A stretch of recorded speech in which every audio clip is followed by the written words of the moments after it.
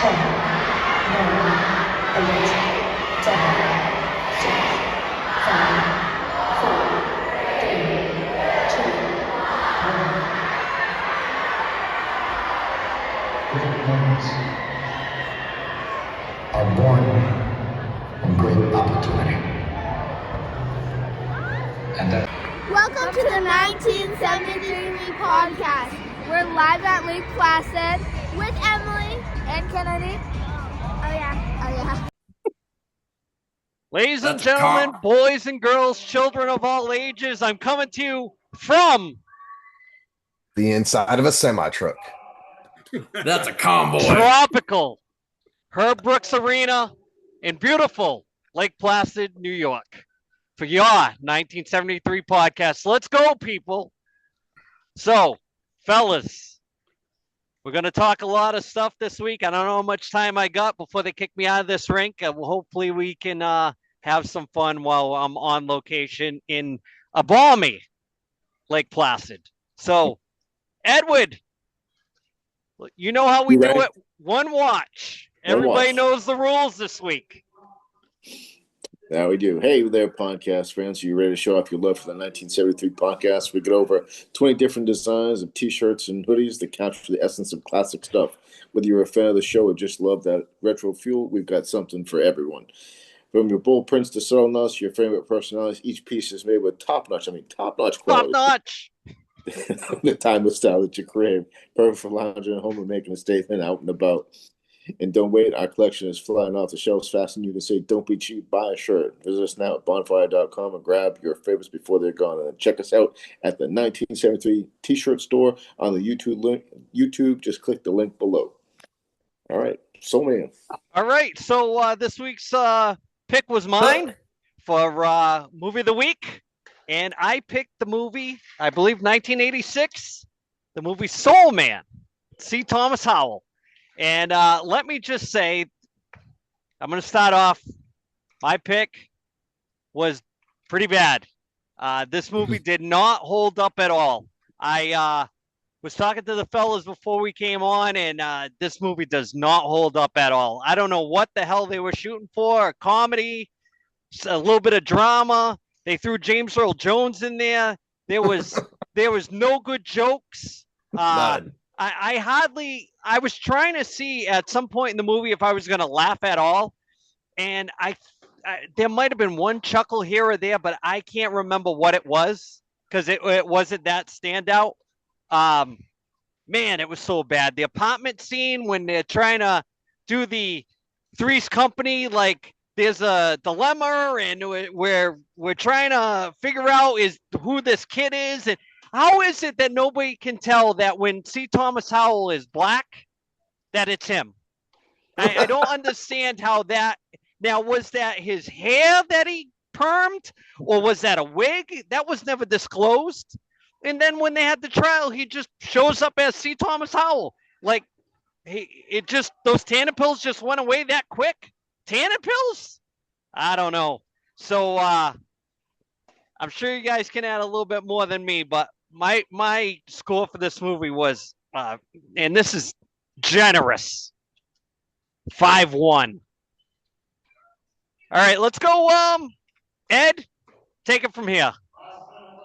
Last minute in the first period, in case you're scoring at home. 4-1 Shamrocks over the Generals. Tell the kid behind you, simmer down. I'm going to say movie did not age well at all. I mean, first and foremost, I love the fact that it was $10,000 a year to go to Harvard. You may want to bump that up to about $50,000 a year now, or more. I just don't think it aged very well. I feel like the James Earl Jones was just kind of thrown in there to kind of give the movie credibility. And I'll say this is that you can never get away with this movie nowadays because. Why make that movie now? Yeah, I mean, because the thing about it is that, I mean, and I'll just say it to you, like, this blackface has just become so taboo. Like, oh my God, it would just not be good anymore. It would, I mean, there would be so many protests because of it. I mean, it just did not age well. Not funny. I'm going to give it a 5. Ed with the 5. All right, I can see the ballpark we're shooting from. All right, Shaggy, I know you're dying to talk on this one. I was just laughing. I watched it today, and the same thing. Watching that fucking apartment scene, the first thing I thought of is this fucking Three's Company? Like, what the fuck is going on? Like, literally, I thought that. I was like, what the fuck is going on? Yep, just like people at home are asking if that's a craft store you're podcasting from. Oh, welcome to Cracker Barrel.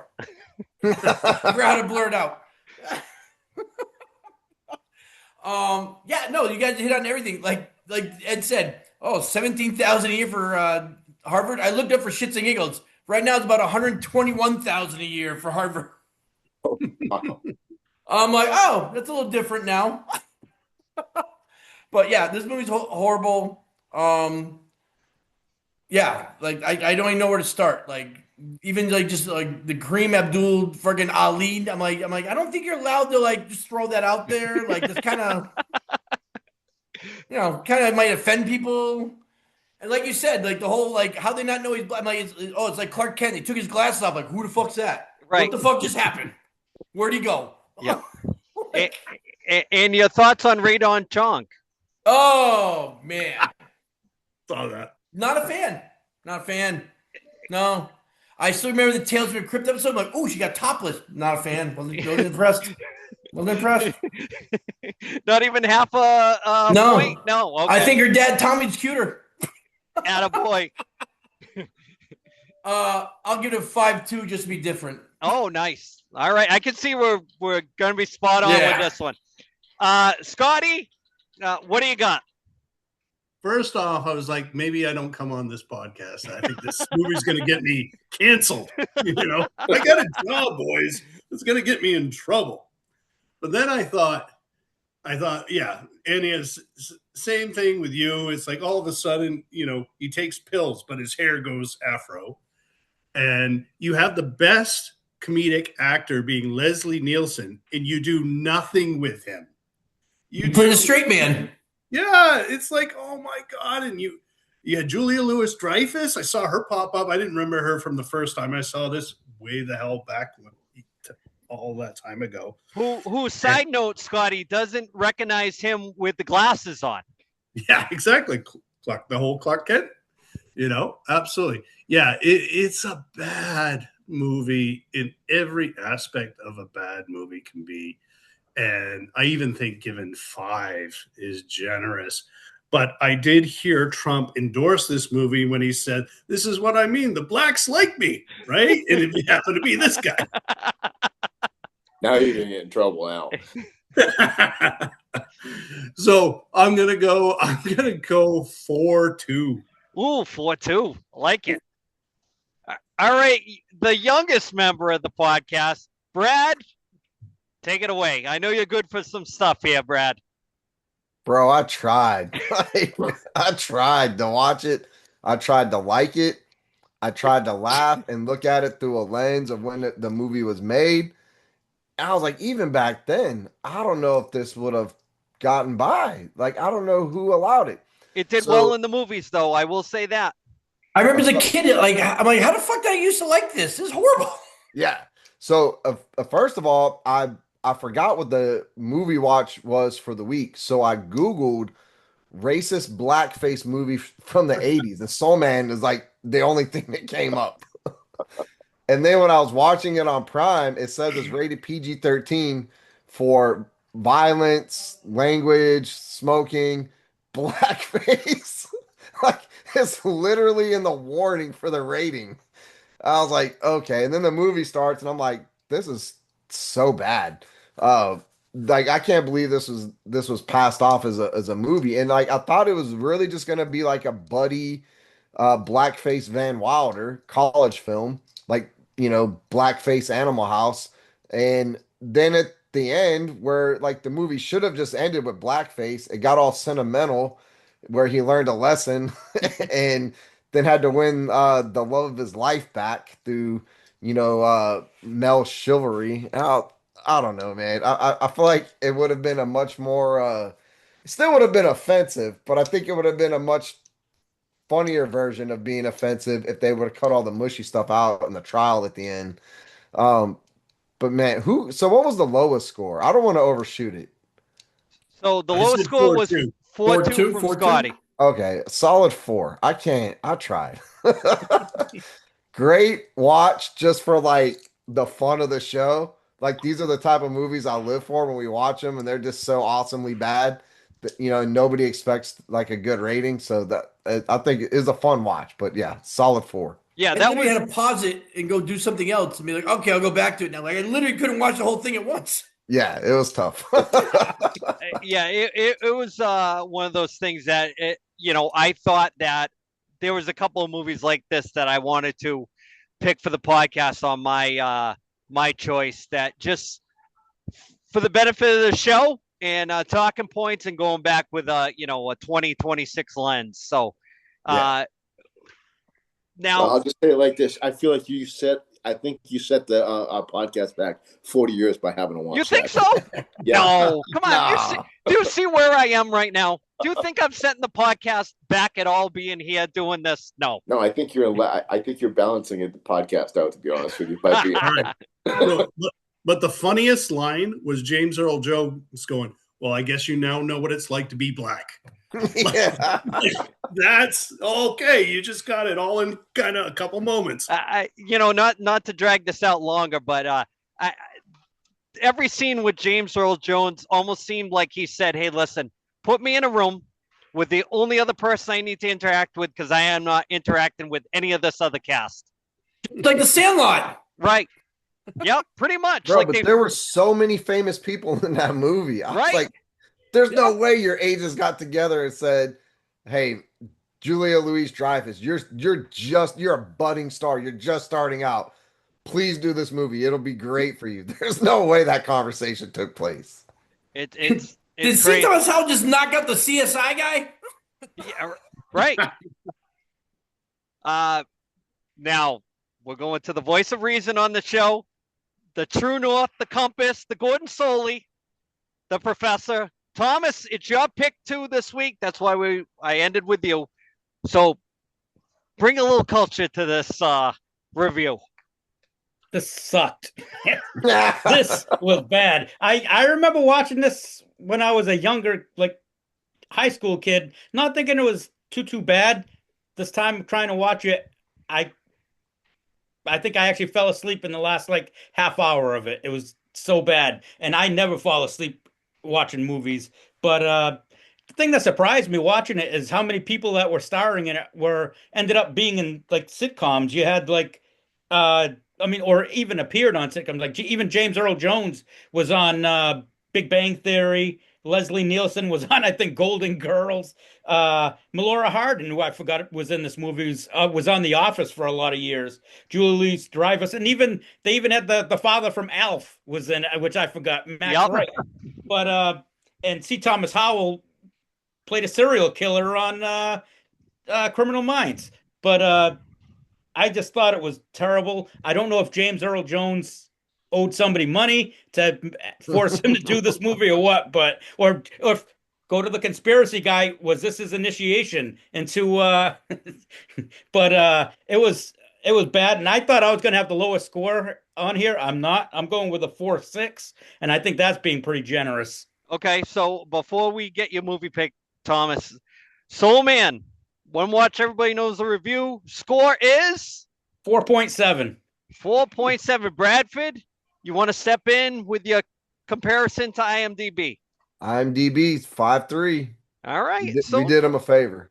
Say golden pony boy.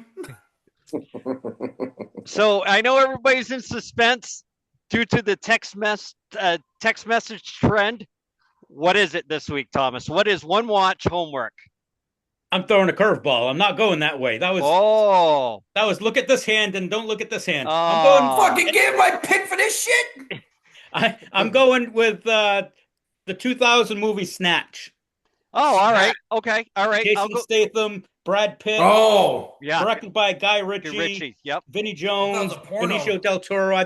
I love this movie. I had to cleanse my palate after Soul Man, so I couldn't go with two. I couldn't go with two duds in a row, so I didn't go with what we were talking about on the text message. All right, we'll save that one. Is that the one Brad Pitt is an Irish guy there? Yeah. Yeah, I just watched it. Okay, yeah. good. I just watched You it like for shits dogs? and giggles. Do you I like just watched dogs? it for shits and giggles. We're good. You like dogs? Okay. That's a good movie. I just know I'm not on that text chat. Well, we have like 3 going on at once, and sometimes it's funny because somebody will get a text on one message thread and send it on the other. Yeah, exactly. So the Can I take my pick next week? I'm going shitty like you. okay, Jesus yep. Christ. Shaggy, you're on. We'll put you in the on deck circle for next Hey. week. All right. All I right. passed up this week for fucking snatch. All right. Well, listen. Hey, She's in a room, it's Kim. up to you. Big shoes to fill then. Big anticipation. So, Bradford, you're up. Let's talk some pro wrestling for a quick minute. Quick minute. Saturday Night Main Event going on right now. I will say what you want about Cody Rhodes. When he is in the ring, one-on-one with somebody, not in some like over dramatized, like bullshit Survivor Series, King of the Ring, Elimination Chamber bullshit, but when he's just one-on-one, puts on banger after banger after banger. He came out with Jacob Fatu. They had a great opening match. Got interrupted with Drew McIntyre. Great start to Saturday Night Main Event, which I felt like has been pretty dull as of lately. The AJ Styles Shinsuke Nakamura match is going on right now. I'm gonna have to go back and rewatch that one. Really excited for it though, but it seems like they really put some thought, some effort into it. The last couple of Saturday Night Main Events just seemed kind of like rushed and like last minute, like they didn't have shit to do. Even this one, they didn't add AJ Styles and Shinsuke Nakamura to the card until Friday Night SmackDown. So anyway, that's for WWE. Royal Rumble's coming up next week, right? Which then will officially kick off weekend the road to WrestleMania. But right now we're doing the road to Royal Rumble. So far, Cody's declared, and then Norman Reigns, who like hasn't been on TV in 6 months, cuts a commercial promo on SmackDown last night where they run a 60-second ad. He's not even in it. It's just them clipping some edits together, and then at the end of the commercial, it's like Norman Reigns declares for the Royal Rumble. I'm like, you can't even show up or cut a natural promo. Like, you're such a big star, you don't even show up to declare for the Rumble. So as of now, we don't know anything about the Royal Rumble. And then AJ Styles, I guess, is going to have a retirement match with Gunther. And I hope Gunther retires him because this time, AJ Styles, I'm sorry, big star at one time. It's time to retire.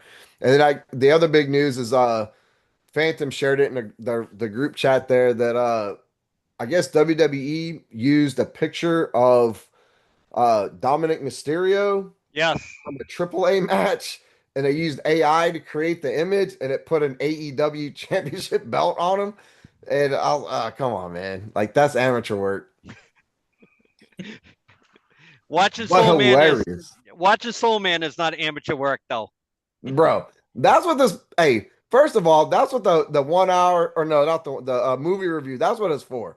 Yep. Throw in a movie like that. We can't watch masterpieces like the Shawshank Redemption every time. You know what? That possibilities are endless with that segment of the show. So, Bradford, do you want to push it along and start talking some foosball and that stuff? Yeah, that's all I got for wrestling. It's not a whole lot going until after the Royal Rumble. Yeah. We'll get into it after that. Road to WrestleMania is the best part of the year anyway. So, go ahead, Tom. Did you see the one? Do you see that show that's showing like behind the scenes stuff with them? Oh, and yeah. Did you see the stuff with Road Dogg where he didn't? It looks like he has no clue. He had like the thing with Chelsea Green. They were asking him, and he had like no clue what to do. It just made them look really, really bad. Yeah, Michael Hayes looked bad with all of his comments too about Chelsea Green and how she'll never be like a Tiffany Stratton or something like that. So I'd rather not even see that stuff. The Triple H thing where he saw it was when the Truth was dressing up like Cena. He actually thought backstage that it was Cena, and it was our Truth. I'm like, unbelievable. He had to have his one of his assistants tell him that who it was. That Unreal stuff, man. I'm not a fan at all. And nope. The clip where Triple H was basically blasting LA Knight for messing up Money in the Bank, and then hugging Io Sky and like celebrating with her, like kind of unprofessionally. I'm gonna say, you hug and That's straddle. ridiculous. Yeah, you don't hug and straddle the help. Um, but at the same time, it's peeling back that curtain, which I think needs to stay shut. I don't need to know all that, man. The fans don't need to know. And as far as Chelsea Green goes, you want to talk about somebody who's an athlete, who can sell, who is good on the mic, who has a great character that the fans absolutely love. They they basically lobbied for them to make her hat, that ridiculous hat. And when they put it up on the store, it's sold out. They can't Yeah. keep it in stock. I think she's a star. If you go watch her stuff from was it like Lucha Underground and Yeah. some of her other independent work, she's an absolute star. She does nothing but put other people over. Then you got Jade Cargill, who's supposed to be the thing, who is the women's champ, who hasn't defended her title at all in the last like 60 or 90 days, and then just has to, and they make Chelsea Green go out and job and just try to put her over. And the fans are actually chanting and getting in the comment threads and the comment boards being like, we need a Chelsea to be the champ. Like it's her time. Nobody is liking the Jade Cargill run. So the fact that they said that on Unreal means they don't know what the fans want or what talent they actually have. Yep. Correct. And one other thing, Andy, it looks like WWE is going to do one of those things that we talked about not liking, and it sounds like they're going to change Powerhouse Hobbs' name. Yep. I saw it. That's so bad. I mean, these wrestlers have to start like thinking and like long term. And when they break into wrestling, if you come up with a name, they got to copyright that thing so they can bring that thing. They can bring it with them because And the thing that, not to cut you off, Tom, the thing that kills me about that is Will Hobbs is his real name. His brother was shot and killed a couple years ago. And why would you take that story away from his future, storyline that they could do, or, explain that to the fans or whatever. So, yeah, I'm kind of disgusted with that stuff when it comes to their creative. I thought that was a McMahon thing, but it's still, I guess, carrying over to their trademark or their intellectual property. So that's all I got this week for the wrestling. But Brad, go ahead. That's it. Said that. That's it. All right, Thomas, take us into your segment, the shitty picks. 1973 podcast is brought to you by Elite Hockey Company. At Elite Hockey, it's all about the game. Like whether this. you're a seasoned pro, a weekend warrior, or lacing up for the very first time, they've got you covered. From top-tier gear and custom equipment to apparel, live event experiences, and full team support. Like this. Elite Hockey is built by hockey players for hockey players. It's not just a brand, it's a community. A place where players of every level can stay sharp, play hard, and live hockey. So if you want to elevate your game, support a company that supports the hockey world, and join a movement that's growing fast, check out elitehockey.com today and tell them the crew from the 1973 podcast sent you. All right, have at it, fellas. Let's go. All right. Well, my shitty picks, I'm going to stick with the NFL playoffs, the championship games. I'm going with the Pats. I just think Jason Stidham, they can talk him up all they want. There's a reason he started 3 games. I'm sorry. Denver's defense, as good as they are, if the Patriots can just get a lead early in the game, it's over because I think Stidham, they can't have him throwing the ball 30, 40 times. And the other game, I'm going to go with the Rams over the Seahawks. I just can't pick Sam Darnold. I can't do it. What do you guys think? I got to go Patriots. That's my pick. I know you're going to ask me what my pick is. So it's them and who's the other 2 teams left? Rams and Seahawks. I'll probably go Seattle. So you guys can talk amongst yourselves with the rest of this shit. Bro, I was gonna say if Bo Nix was healthy, that's a hell of a ball game. That's the game of the year. But I have questions about how he broke the bone in his ankle. I don't know about all that.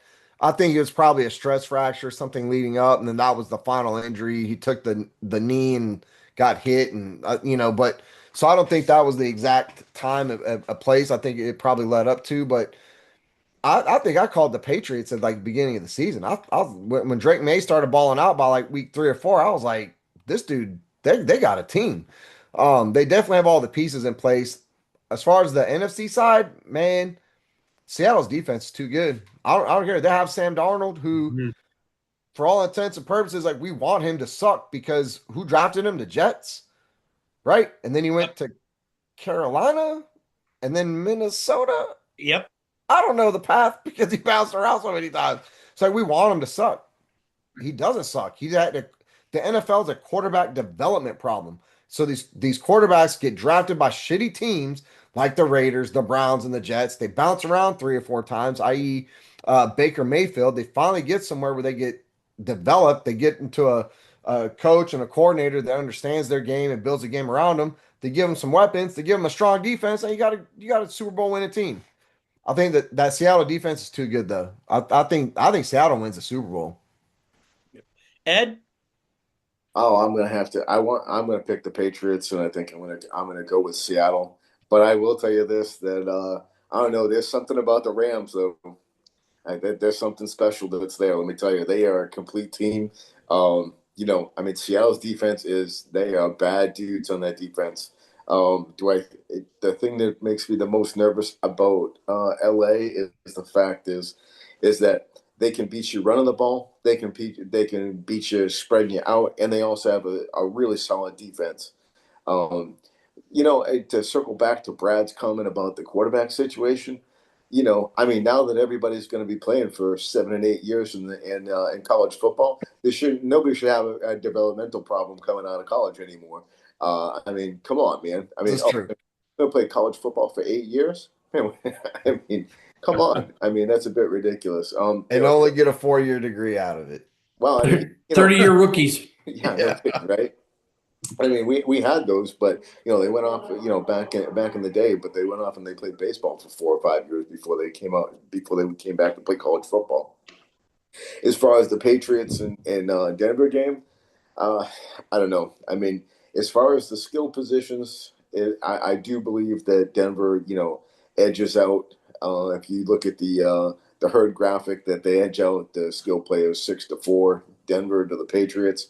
But you're going up against a backup that he hasn't played. He hasn't taken a live snap in 3 years.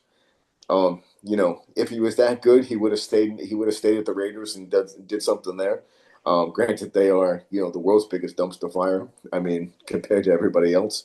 Exactly. He would stay with the Patriots when the shit hit the fan. Yeah. Yeah, exactly. Well, there's that too. It was bringing Cam Newton or keep steady. They brought in Cam Newton, so there you go. That's my take. Scotty? All right. So a little bit on the Denver breakdown. So that defense, definitely, backfield of that defense is awesome, right? And I think the other interesting thing about it is that the Pats' path right now has been like the number 5 defense, the number 1 defense, and I think this defense is number 2. So this is a pretty impressive. They keep talking about the Pats' schedule being soft, but here you are in the playoffs, and you're going through the top defenses. And what we usually say, defense beats offense, right? Usually they say defense wins. But losing your QB, it's huge. That offensive line of Denver, they're used to Bo Nix running. They said something about, I saw one stat where he ran last game 400 and something yards, and only like 50 of it was beyond the line of scrimmage. He gets out there, he's all over the place. And so they are able to kind of, go with him because he can scramble. Now you got Stidham. Stidham is the Statue of Liberty quarterback. He does not move, right? He is the old Tom Brady of that. He went to that school. So he's not a threat. So that being said, and May, he's just gone through these ones, and they're gonna chit all of that sort. And the Denver running backs, they only had 10 runs last game, right? So you don't have a strong running game. So I honestly, I'm all in on Pats there, and I've been doing the FanDuel thing, and I've got a nice little nest egg, and I'm thinking, and I don't know if we can talk betting on these things. I don't know the YouTube rules, all that stuff, but I'm going all in. I'm going to drop maybe $700 on the Pats to win this. Canadian or U.S., Scotty? Oh, Canadian. Come on. Oh, okay. All right. Well, yeah, hey, people need to know this for tax purposes. Yeah, $300 US. Yeah, but I'll probably make about $250 in return. Yeah, and then, there we go. What do we got? Intermission?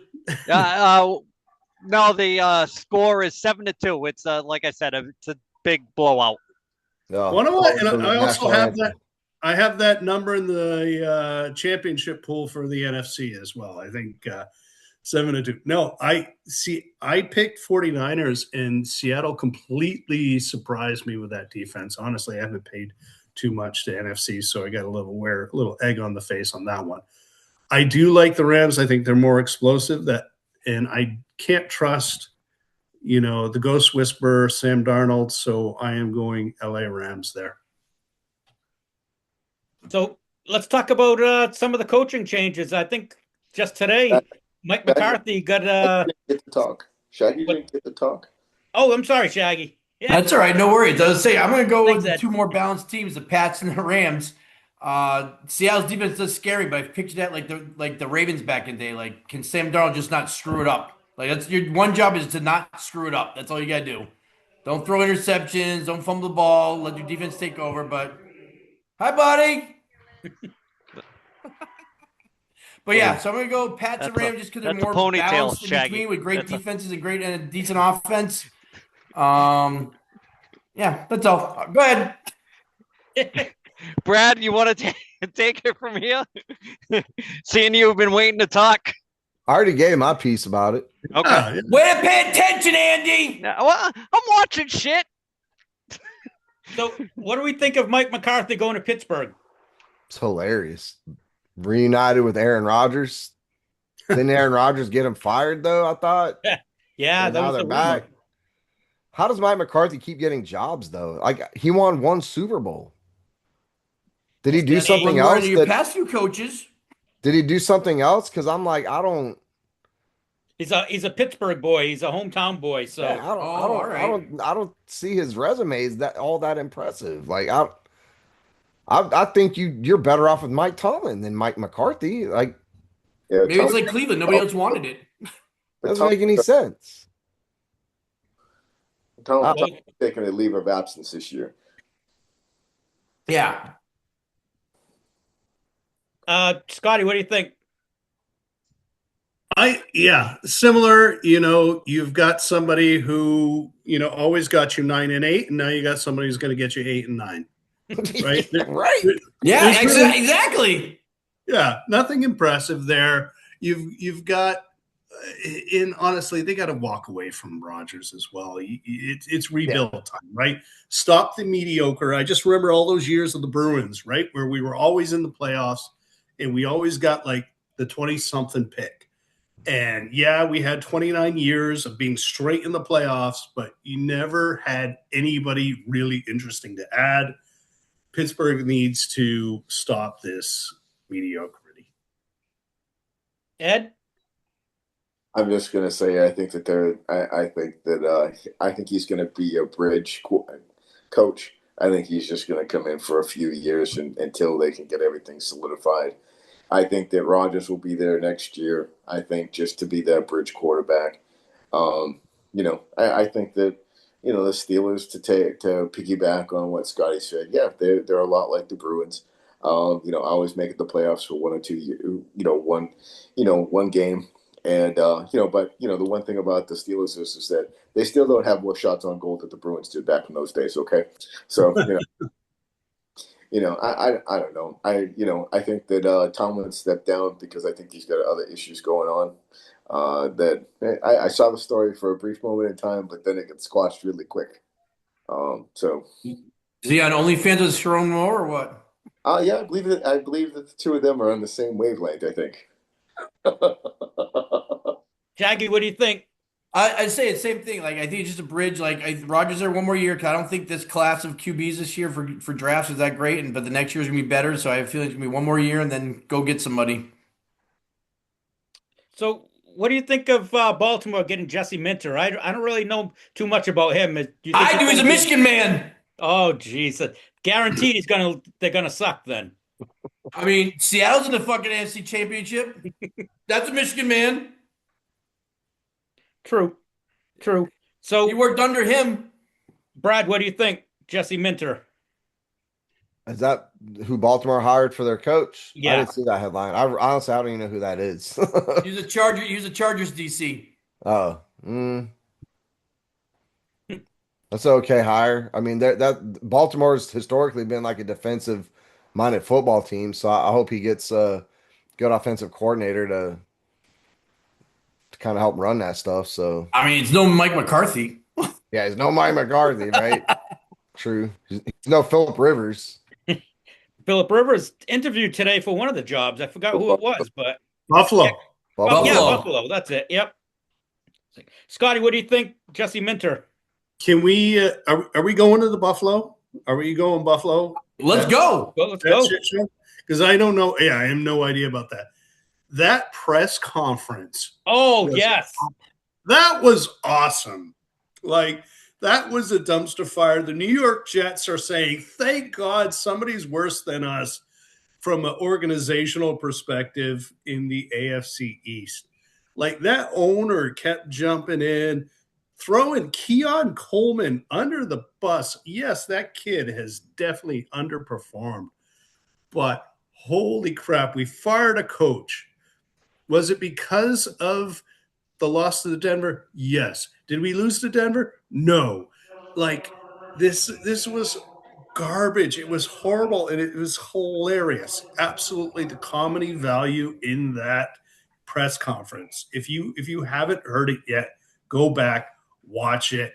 You got I keep wanting to say Billy B, Brandon Bean, and Yes. the not so famous Brady. You gave these guys who were part of it promotions, but fired the other guy, and he had to justify the promotions. He's like, they got us out of obscurity. No, it had nothing to do with the coach that just ran it for all this period of time. Garbage. Great TV, great press conference. Just tells you when you know you're a billionaire owner or what have you, you're just so detached from reality.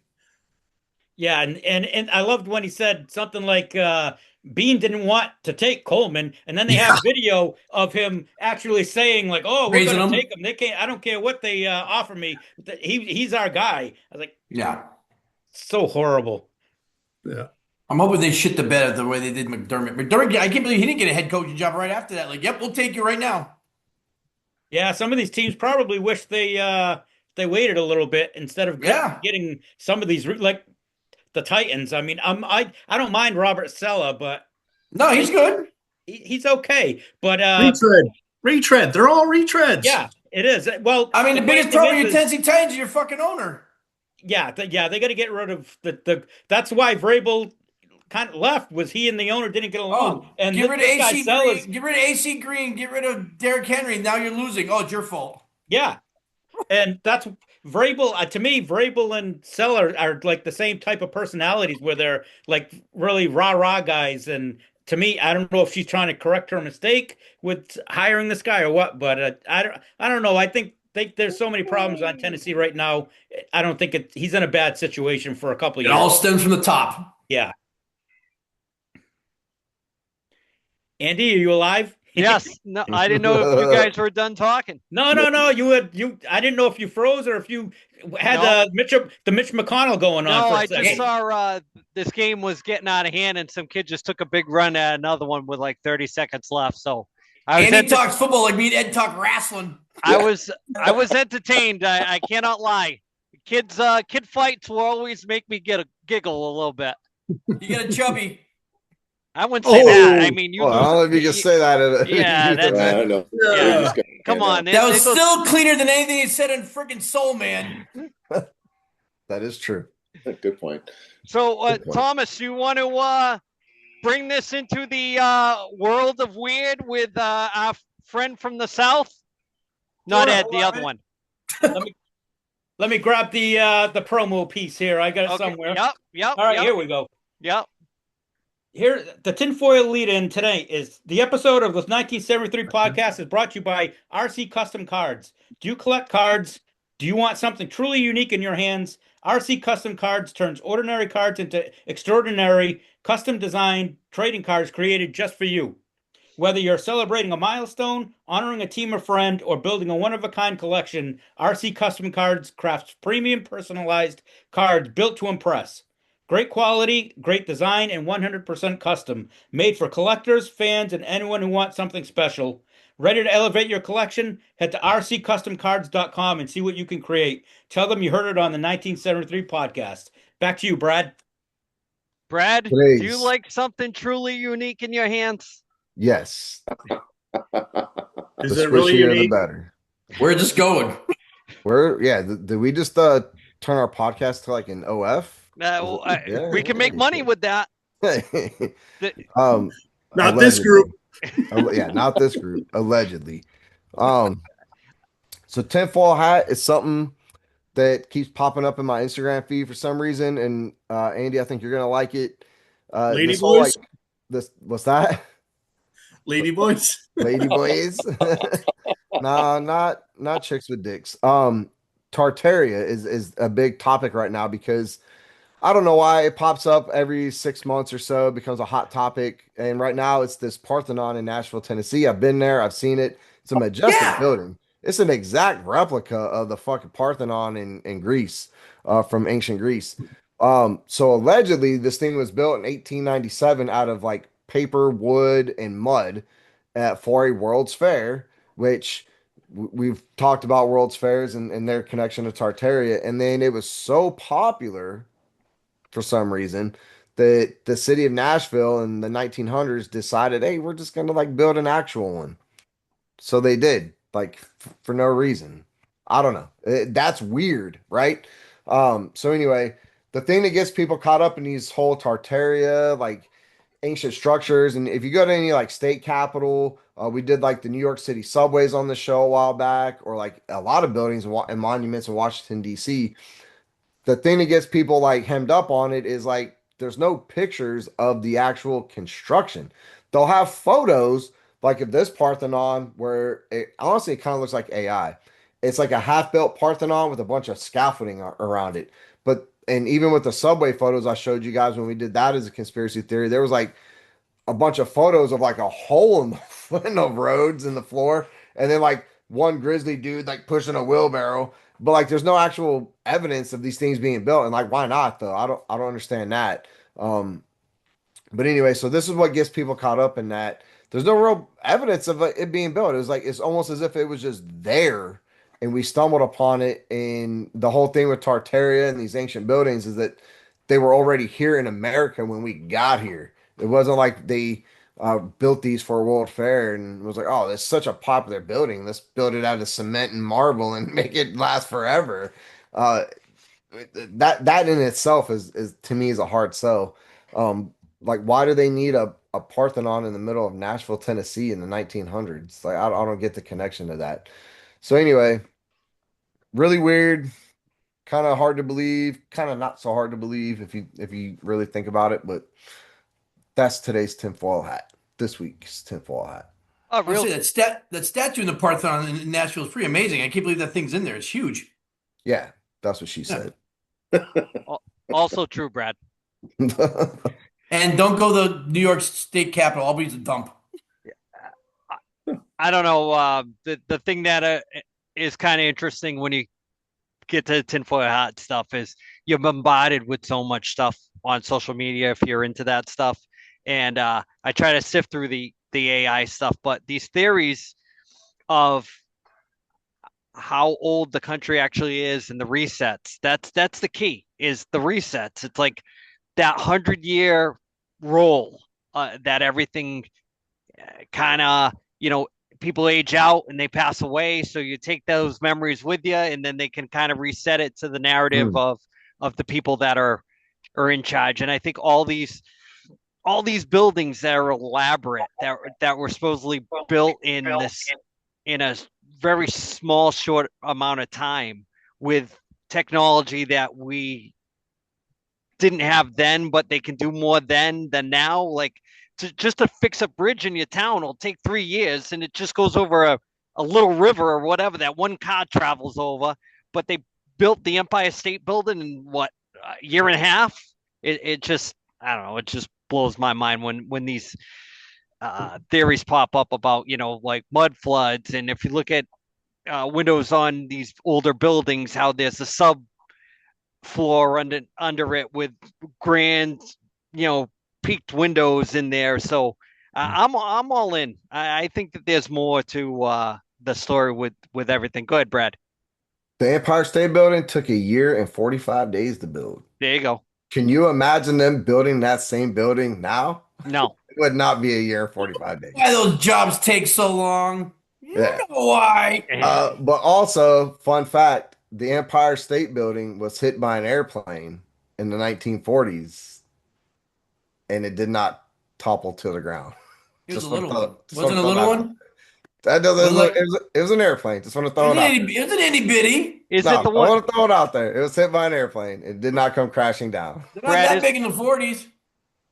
That airplane, is that the one that Kong threw into the side of the Empire State Building? That's what Yes, it was. in a biplane. Yes. Yep. That's Yep. what it was. Okay, Yeah, I that's just- what it was. We just want to bring that, full circle. It was made of balsam wood. Yeah. Does anybody else on the panel want to add to this week's tinfoil hat? I don't know anything about it. I'll have to look into it. Sounds interesting. The Barthorn is pretty cool down there. It's pretty amazing. It's pretty neat. Scott, Ed, care to add? I just No. always, I think to the point there that you do every time I kind of go over like the Bourne and Sagamore Bridge, and I look at the amount of time it was to make those bridges and things of that sort. You kind of go, that would never happen today. This would be a couple year, many year project. All of that nonsense, right? But then I remember, then I remember. Oh wait, slave labor. We had slave labor back then, right? So. There were literally Hey, ease up there, soul man. Ease up. Yeah, no, but a lot of those things, right? You think about that you think of the pyramids, you think of all that stuff. There was a whole bunch of indentured servants, other things that would happen, and even the railroads, all of that sort. There were a lot of not quite willing workforce, and so you didn't have the unions, you didn't have that stuff. So maybe that's my little non-tinfoil hat, my hat made probably in China. So you think technology in a skilled paid workforce couldn't replicate the work of like 300 slaves being beaten and working You 12 stretch it hours out, guy. It's all from ancient stretch it times out. with hammers and drills? You stretch it out. I got a job for 20 years and I get this done in 1 year. What the fuck you talking about? Hey, yeah, that's what it is right there. I can retire on this shit. Let's Yep. go. We got to stretch it out so we get paid. Hey, boss, I need a mental health tip. Yeah. Ed, you care to add? Nope. Fangu. Got nothing to say. So Andy's fellas, leaving. Andy's leaving. You got kicked out? I didn't get kicked out yet, but these guys are already starting to clean up. The Zamboni's on the ice. Whoa. What do you think? Are we wrapping this up this week, fellas? or Wrap what? I think you up. are. Yeah, unless you want to add more to the tinfoil hat. Nope. All right. So from balmy Lake Placid, -14, I believe. The 1980 Herb Brooks Arena. It's your 1973 podcast and the fellas. We'll see you next week.